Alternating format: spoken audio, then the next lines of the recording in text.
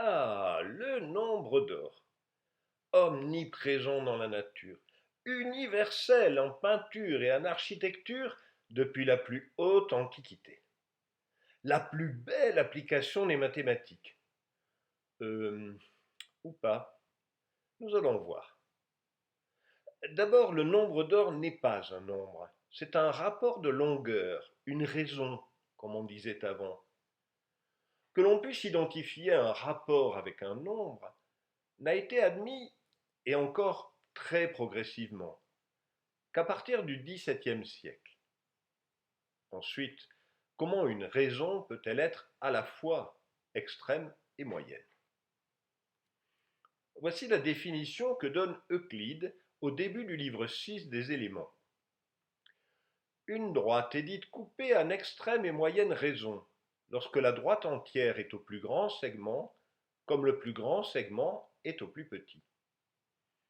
Comme d'habitude chez Euclide, il faut traduire avant d'essayer de comprendre. La version algébrique nous est plus familière. On souhaite découper un segment en deux autres segments de longueur A et B. On demande que le rapport de la longueur totale A plus B à la plus grande, A, soit égal au rapport de la plus grande à la plus petite, A sur B. Une fois l'équation résolue, ce rapport doit être de 1 plus racine de 5 sur 2. C'est ce que nous appelons le nombre d'or. Mais pour Euclide, il n'est pas question de calculer un nombre, seulement de produire une construction géométrique. En fait, il en donne deux. La première est celle de la proposition 11 du livre 2, c'est-à-dire bien avant la définition précédente. Couper une droite donnée, de manière que le rectangle compris sous la droite entière et l'un des segments soit égal au carré du segment restant. Et comme vous le voyez sur la traduction algébrique, cela revient bien, de notre point de vue, à calculer le nombre d'or.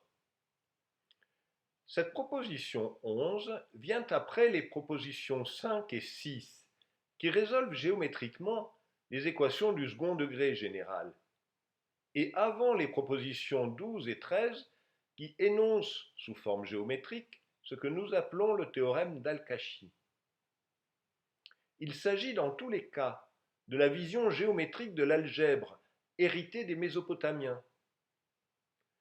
Une application de la proposition 11 arrive dans le livre 4. C'est le livre qui est consacré aux cercles et aux polygones réguliers. Construire un triangle isocèle qui est chacun des angles de la base double de l'angle restant. Alors forcément, les angles de la base valent 2π sur 5, et l'angle restant vaut π sur 5. Or, 2 fois le cosinus de π sur 5 est égal au nombre d'or. 2 fois le cosinus de 2π sur 5 est son inverse. Dans le triangle que construit Euclide, le rapport de chacun des deux côtés les plus longs à la base est égal au nombre d'or. Mais à quoi sert de savoir construire un tel triangle? La proposition suivante nous le dit. Dans un cercle donné, inscrire un pentagone équilatéral et équiangle. Imaginez un décagone régulier inscrit dans un cercle. Eh bien, le triangle de la proposition 10 est celui dont un des sommets est le centre du cercle et le côté opposé est le côté du décagone. Le pentagone s'en déduit. Le pentagone sera à son tour utilisé dans le livre 13. C'est le couronnement de l'édifice, la construction des 5 polyèdres de Platon et l'étude des rapports de côté. Eh bien, ce livre 13 démarre par une rafale de propositions autour de l'extrême et moyenne raison. Je vous en livre 2, à charge pour vous de les traduire et de les comprendre. À mon avis, après cela, vous devriez être persuadé de la supériorité de la méthode algébrique, tout en gardant, comme moi, une admiration respectueuse pour la géométrie grecque. Proposition 1. Si une ligne droite est coupée en extrême et moyenne raison, le carré du plus grand segment, augmenté de la moitié de la droite entière, est égal au quintuple du carré de la moitié de la droite entière. Proposition 4.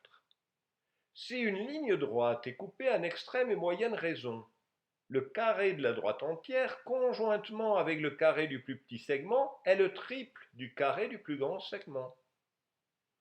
Oh, je ne cherche pas à vous vendre ces deux propositions comme des propriétés fondamentales du nombre d'or. Ce ne sont que des lemmes techniques. En revanche, la proposition suivante, bien que plus facile, a des conséquences importantes.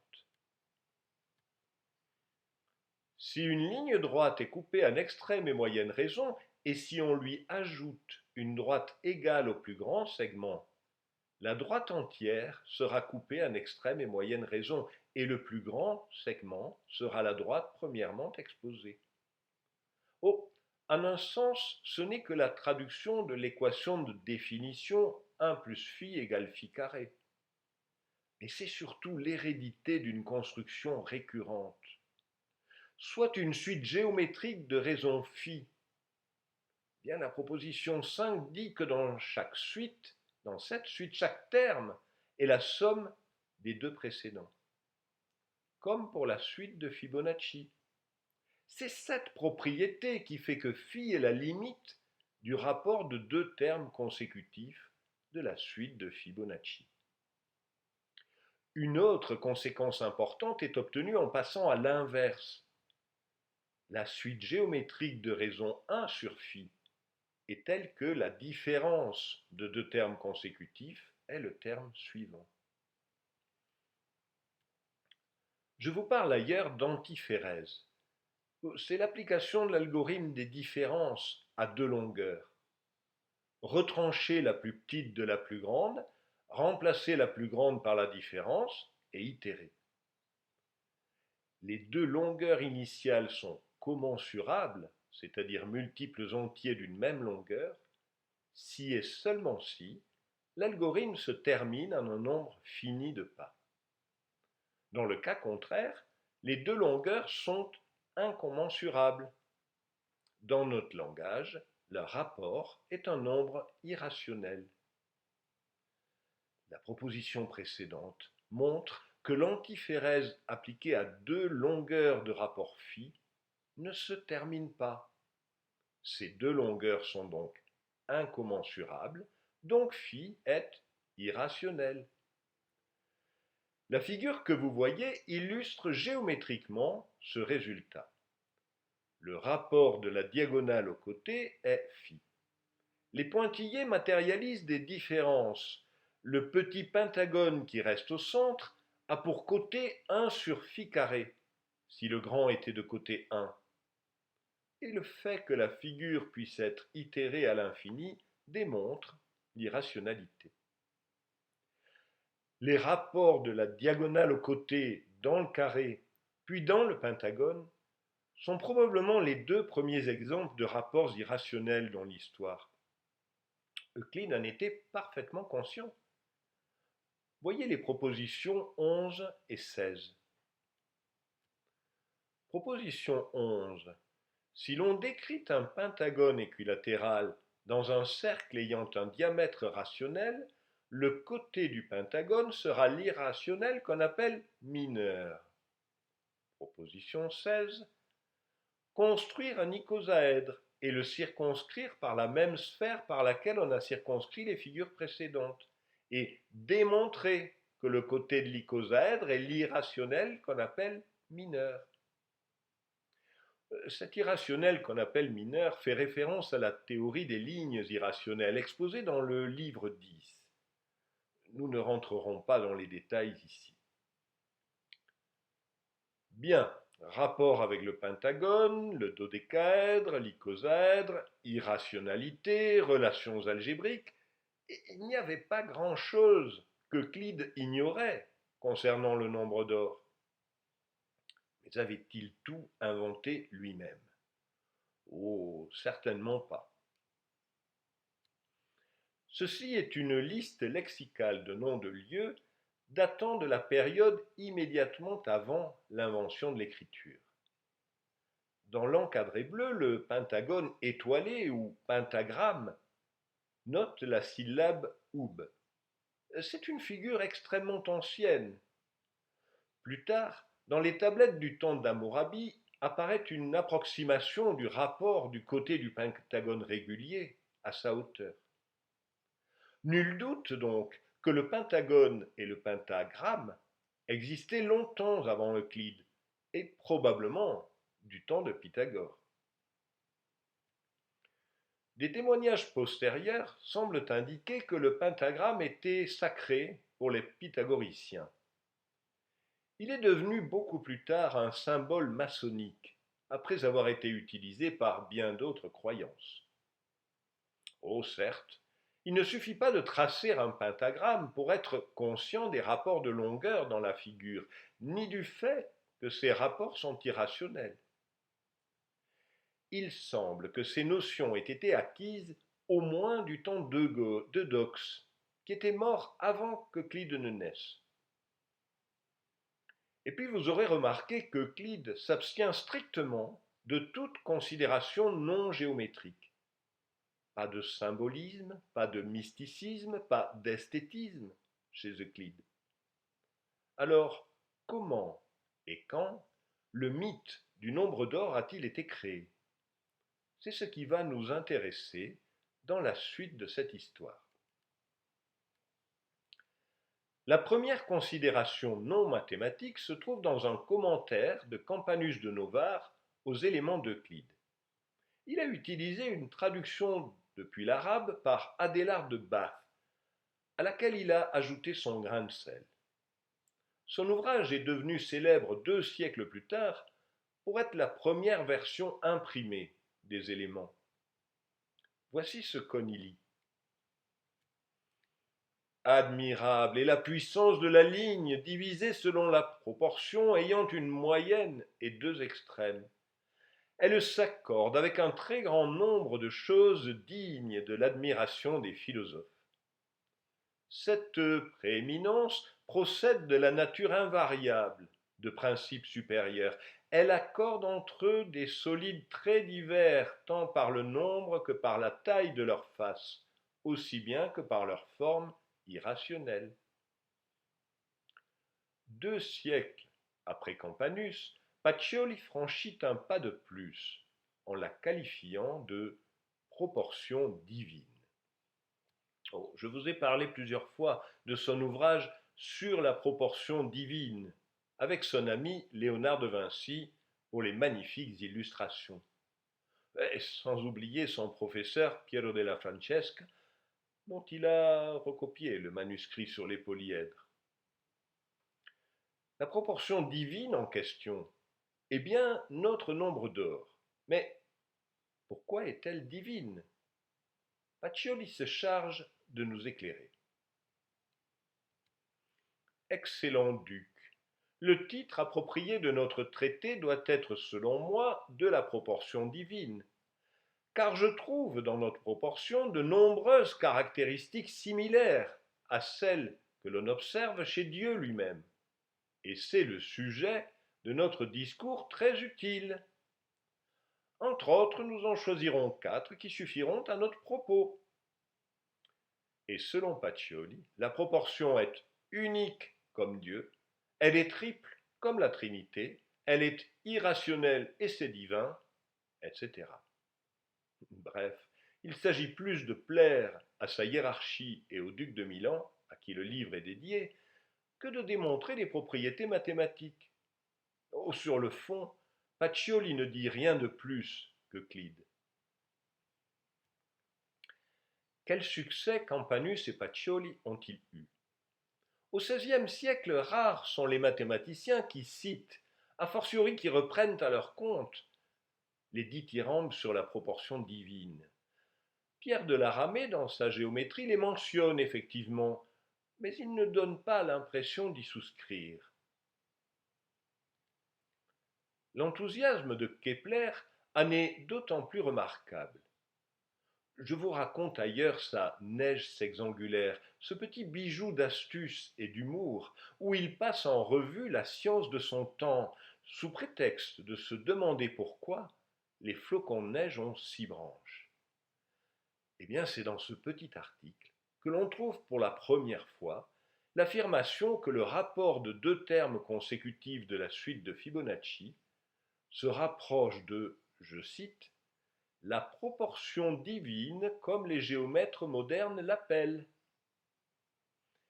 Il reviendra sur le sujet dans ses Harmonies du monde. Pour la même raison, on parle aussi de section proportionnelle. Aujourd'hui, on qualifie de divine la section et la proportion à cause de sa nature admirable et de ses qualités multiples.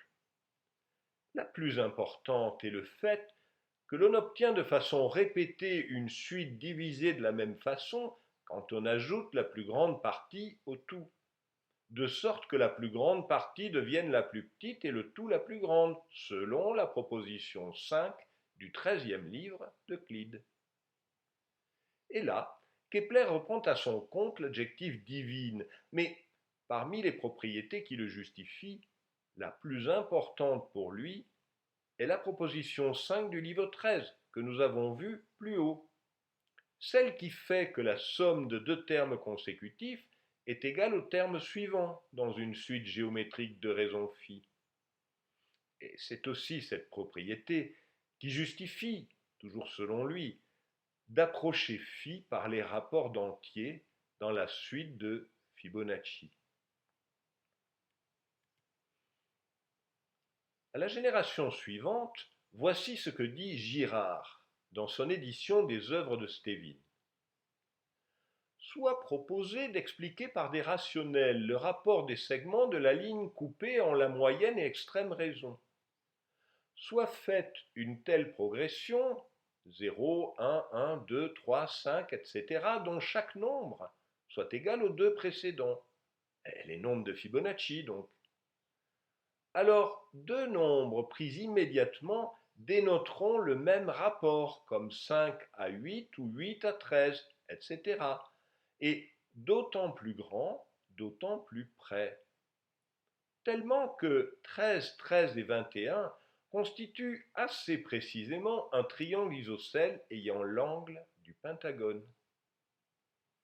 Vous le constatez, Girard fait référence à la moyenne et extrême raison d'Euclide. Il est conscient de la relation avec le pentagone, mais il ne mentionne pas l'aspect divin de la chose. Et bien sûr, il n'est toujours pas question de nombre d'or. Que quelque chose d'important, comme le silence, soit d'or, n'est pas nouveau, y compris en mathématiques. Voyez ici la règle d'or de Cardan, qui est une méthode de résolution approchée des équations algébriques. Pour Jacob Bernoulli, sa loi des grands nombres était son théorème d'or, tout au moins si on en croit son frère. Gauss parlait aussi de théorème d'or, mais c'était pour sa loi de réciprocité quadratique. Et bien phi n'est devenu le nombre d'or que dans la deuxième moitié du XIXe siècle. C'est à ce moment-là que l'on s'est mis à le charger de toutes sortes de connotations mystiques et à le découvrir un peu partout dans la nature, dans les bâtiments et dans les œuvres d'art. La section d'or est le nom pris par un groupe de peintres cubistes au début du XXe siècle. Ils ont réalisé une exposition de leurs œuvres en 1912 et édité la plaquette que vous voyez à cette occasion. Le texte dit: le titre qu'ils donnent à leur publication, la section d'or, indique assez qu'ils ne se croient pas isolés dans l'art et qu'ils se rattachent à la grande tradition. Ah bon? La grande tradition? Laquelle? Celle de la Renaissance, bien sûr. Parce qu'il suffit d'observer un peu, et tout un tas de rectangles dont les dimensions ont le rapport du nombre d'or apparaissent dans n'importe quelle peinture de la Renaissance. Prenez au hasard l'école d'Athènes Et regardez tous ces rectangles d'or. Ah, on peut dire que Raphaël n'y est pas allé de main morte pour assurer l'esthétique de son tableau. Parce qu'il est bien connu que le rectangle d'or est le plus harmonieux de tous les rectangles, et Raphaël, comme Léonard de Vinci et tous les autres, le savaient déjà. Ah bon? Vraiment? Alors, quelqu'un pourrait-il m'expliquer pourquoi ni Raphaël ni Léonard de Vinci ne parlent jamais du nombre d'or? Pourquoi dans l'immense littérature autour de l'école d'Athènes, aucun auteur avant la fin du XIXe siècle ne s'avise de remarquer le moindre rectangle d'or? Oh, je ne cherche pas à nier que certains peintres aient sciemment introduit le nombre d'or dans leurs œuvres. Quand Salvador Dali peint sa dernière scène, il relie les 12 apôtres au dodécagone, donc le nombre d'or est forcément présent. Le rapport de la largeur à la hauteur de la toile est de 1,604 au lieu de 1,618. Mais bon, ne mesquinons pas. Pour en avoir le cœur net, j'ai épluché ce livre, Principes de l'architecture, de la sculpture et de la peinture. Près de 600 pages, dont plus de 200 de dictionnaires. Eh bien, je n'y ai rien trouvé qui relie de manière chiffrée la beauté d'un bâtiment, d'une statue ou d'un tableau à ses dimensions. Il y est bien question d'harmonie et de symétrie, mais jamais de façon quantifiée. Voici l'homme de Vitruve par Léonard de Vinci. Oh, vous lirez ici ou là que le nombre d'or y est caché un peu partout. Eh bien, je crois que c'est un contresens historique complet. Pourquoi homme de Vitruve? Parce qu'au livre 3 de son architecture, Vitruve donne des indications sur les dimensions relatives dans le corps d'un homme. Par exemple, le visage depuis le menton jusqu'au haut du front, à la racine des cheveux, est la 10e partie de la hauteur de l'homme. La tête, depuis le menton jusqu'au sommet, forme la 8e partie. Depuis le haut de la poitrine jusqu'à la racine des cheveux, il y a une 6e partie, et jusqu'au sommet de la tête, une 4e. Après avoir énuméré un certain nombre de proportions, Vitruve conclut: les autres membres ont aussi leurs mesures et leurs proportions. C'est en les observant que les plus célèbres peintres et sculpteurs de l'Antiquité ont acquis une réputation si grande et si durable. Certes, mais ces proportions sont toutes exprimées en nombres rationnels. Quand Léonard de Vinci complète le texte de Vitruve par ses propres estimations, il les donne encore comme des rapports d'entiers. La répugnance à parler de rapports qui ne soient pas rationnels était tellement grande qu'il est impossible, selon moi, que les peintres de la Renaissance aient cru en l'esthétique de la division en moyenne et extrême raison. Jusqu'au XVIIIe siècle inclus, l'idée dominante était que la beauté ne pouvait qu'être liée à des rapports d'entiers les plus petits possibles. C'est en quelque sorte un héritage pythagoricien. Je vous raconte ailleurs la difficulté qu'il y a eu en musique à adopter le tempérament égal, car ces rapports n'étaient pas rationnels. Eh bien, je crois qu'il en était de même en peinture. Maintenant, quid du nombre d'or omniprésent dans la nature? Certes, il y a effectivement des cas où la suite de Fibonacci émerge de manière naturelle. Mais regardez la coquille du nautile. Est-elle dessinée selon une spirale dorée, comme il est écrit un peu partout?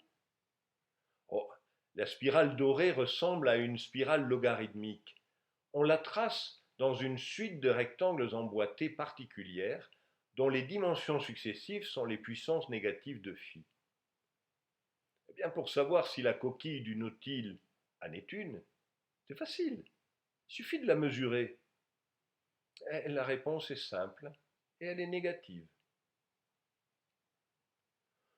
Vous lirez aussi que votre carte de crédit est un rectangle d'or, sans jeu de mots. La vérification est encore plus facile. Les dimensions des cartes de crédit sont fixées de manière très précise par une norme ISO qui porte le doux nom de IEC 7810. La longueur en centimètres vaut 8,56, la largeur 5,398, soit un rapport de 1,586. Ce n'est pas le nombre d'or. Alors, point final, croyez-vous? Ce serait mal connaître les ésotéristes de tout poil. Le rapport du nombre de livres et de sites web listant les multiples apparitions surnaturelles du nombre d'or, divisé par le nombre d'articles qui les démystifient, est proche de phi, élevé à une puissance positive respectable. Ah, aujourd'hui, pas de vanne de fin, mais un exercice.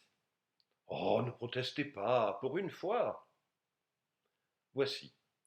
Vous allez prendre votre instrument de mesure favori, laser ou mètre ruban, et vous mesurerez tous les rectangles que vous voyez autour de vous. Porte de placard, vitres, chambranle de porte, paquet de nouilles, enfin vous voyez quoi. Pour chaque rectangle, vous calculez le rapport de la plus grande à la plus petite dimension. Eh bien, je vous parie une spirale dorée contre un nautile que vous allez trouver le nombre d'or. Allez-y, essayez. Ah, vous voyez? Dites donc, ça doit être rudement beau chez vous.